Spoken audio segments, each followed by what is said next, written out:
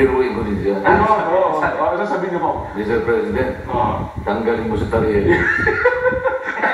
Kahit iyan na yun. Kahit iyan ng Coast Guard yun. Kahit iyan hindi lang ng Coast Guard, ng mga Pilipino. Yun, Isip-isipin mo, magsasalita ka out of context. Ayun lang nga. Hindi mo malang pinakinggan ang kabuuan ng mga pinag-uusapan bago ka gumawa ng konklusyon. Kaya nga po ako naniniwala, sabi ko sa inyo, may mga opisyal ng ating pamahalaan, mabilis ang bibig, mabagal ang isip.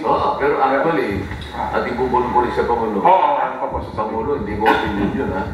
Opo. Kasi kung gusto mo, kaya lang marami kang ginagawa. Opo. I-email ko na lang kay Executive Secretary. Opo. Yung link para makita niya yung pangalan ng lahat ng mga listahan. Maliliit, malalaking dagat, nakalista lahat dyan. Kumbaga, yan ang encyclopedia ng lahat ng mga dagat. Ayan.